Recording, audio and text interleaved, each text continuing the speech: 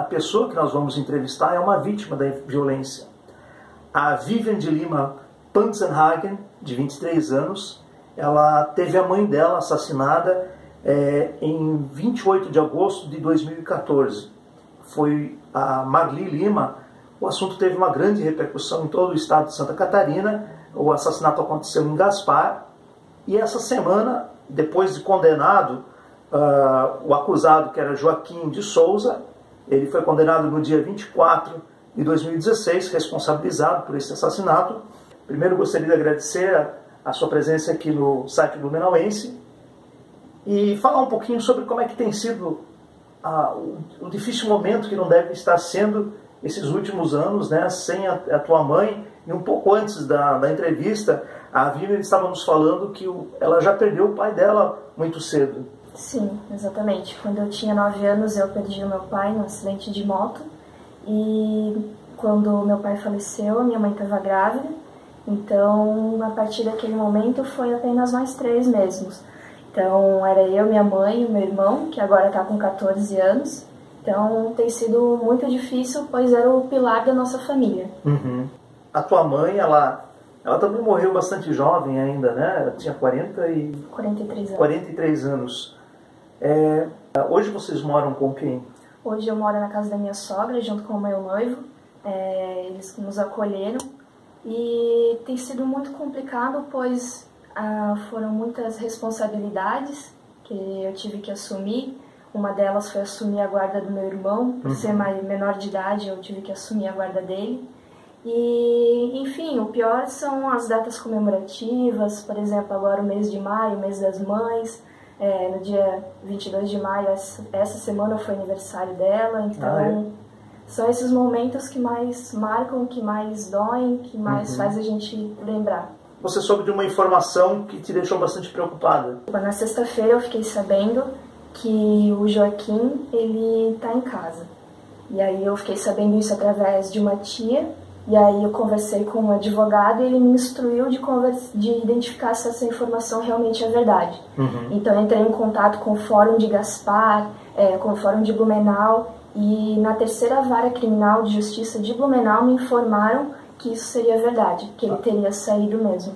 Nossa, porque talvez você que está nos assistindo não lembre, mas ele chegou a decapitar e o corpo até hoje não foi encontrado ainda, né? Foi isso, foi um crime que eu considero assim bárbaro. E na época ele foi encaminhado para o presídio regional de Blumenau.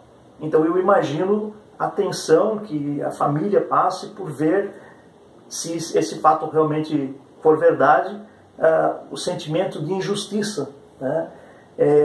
Você tem medo que ele vá atrás de vocês?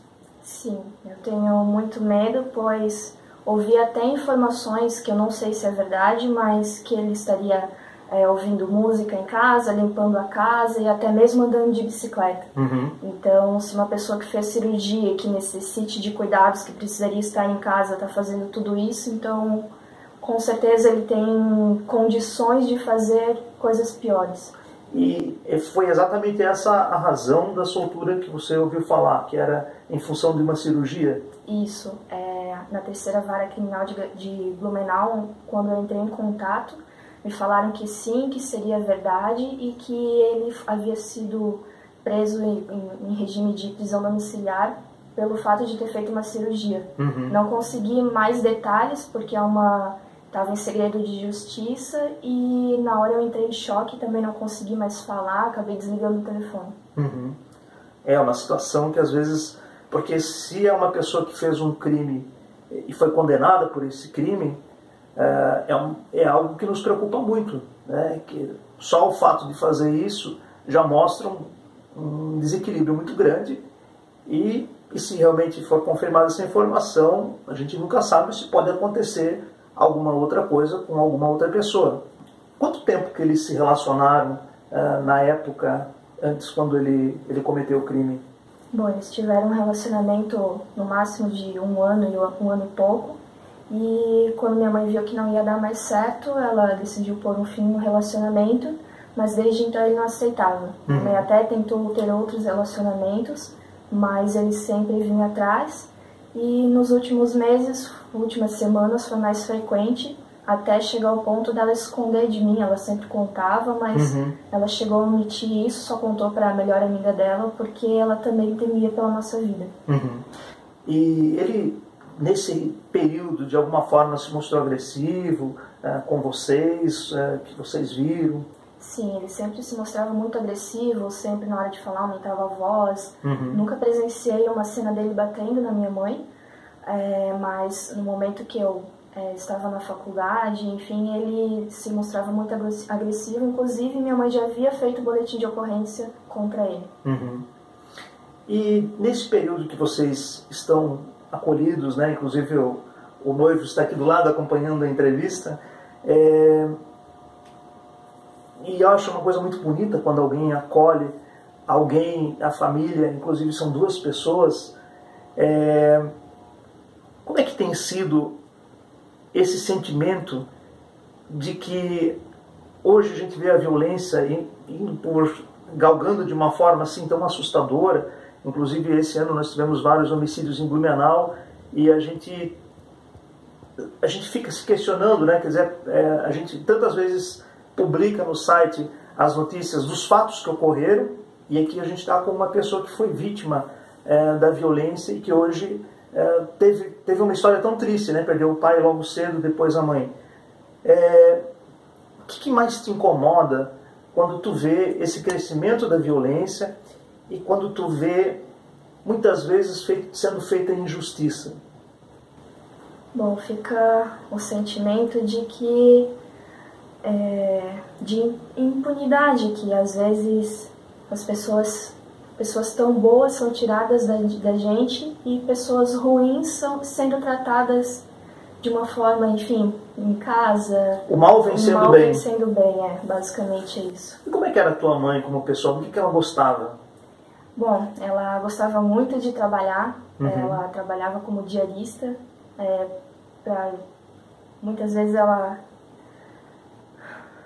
trabalhava até mais tarde para ajudar a pagar a faculdade. Sempre foi uma mulher batalhadora.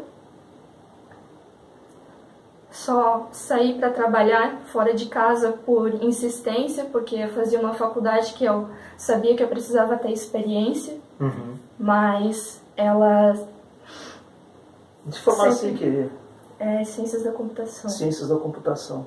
Então, sempre foi uma mulher muito batalhadora. Sempre criou eu e meu irmão com muito amor. Basicamente foi isso, uma mulher exemplar. Que legal, né?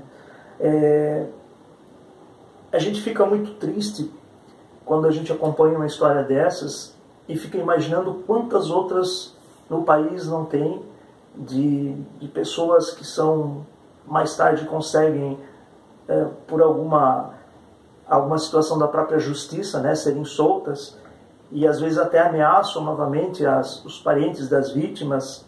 E fica um grande questionamento, né? Por que isso está acontecendo? Como é que a gente pode evitar, né, que isso aconteça? Quer dizer, é a lei e é baseado na lei. E conversando às vezes com a polícia militar, conversando com a polícia civil, a gente sente também, às vezes, a revolta, porque muitos desses assaltantes, muitas dessas pessoas que muitas vezes há toda uma série de provas ou registros de periculosidade e a pessoa às vezes é solta. O que está de errado na nossa lei? O que a gente tem que mudar? Eu acho que é muito importante a gente ter uma discussão sobre isso. Muitas vezes a gente olha o jornal ou a gente divulga alguma informação e a pessoa ela foi flagrada, aconteceu uma série de coisas e de repente ela é solta. Isso realmente incomoda muito, né? E a gente questiona e quando são os deputados, são as pessoas que fazem as leis que têm que dar um jeito, tem que buscar uma solução para isso que está acontecendo, porque o sentimento em geral da sociedade é esse, né? Parece que o mal está vencendo sobre o bem. É essa sensação da população, é isso que as pessoas falam nas rodas de amigos, é isso que as pessoas discutem. Então a gente precisa realmente parar para analisar E acho que os crimes, eles acontecem. A gente não tem como prever determinadas coisas, principalmente nesse caso foi um crime passional. Muitos dos crimes, a maioria dos crimes que tem acontecido em Blumenau tem envolvimento com drogas, né? E muitos desses criminosos são soltos, né? Depois de serem presos, depois de pararem ou terem os registros de ocorrência. É claro, a gente também não quer ninguém injustamente preso. Nesse período, nesses últimos anos, como é que teu irmão tem sentido essa dificuldade? Para vocês, é possível superar isso? A morte de uma mãe é difícil superar, claro, mas eu digo, como é que vocês têm enfrentado para passar para frente? Eu acho que esse sentimento de injustiça é uma das coisas que mais agoniza, né? De saber que aquela pessoa que tirou algo tão precioso de vocês, a coisa mais preciosa da vida de vocês, né? A mãe da gente é sagrada. O que você, se você pudesse, se você fosse a juíza, o que você faria? Bom, o sentimento de muitas pessoas seria que tivesse pena de morte, né? Pagasse na mesma moeda. Mas em relação ao meu irmão, tento sempre dar um bom exemplo para ele e tentar mostrar para ele que eu não estou assumindo o papel dela, mas eu estou tentando fazer o melhor passar possível. o melhor que tu aprendesse dela, né? Sim. E cuidar do carinho, porque ela foi também gerada pelo carinho dos pais de vocês, né? Vivian, eu queria te agradecer por participar da entrevista. A gente realmente torce para que isso não seja verdade e que realmente, se for verdade, se ele está solto, que a justiça tire as vendas dos olhos e observe o que está acontecendo e o perigo que muitas pessoas podem vir a sofrer caso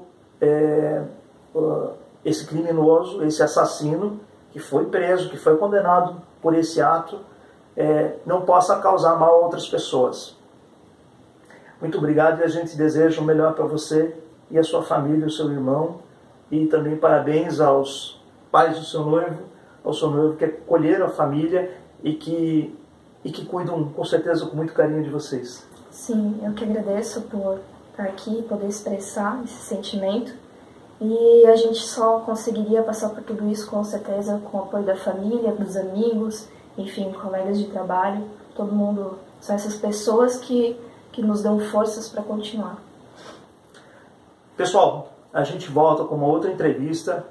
Quem quiser continuar acompanhando toda semana, essa semana vão ter algumas que já estão programadas, vocês sempre são bem-vindos. Um grande abraço.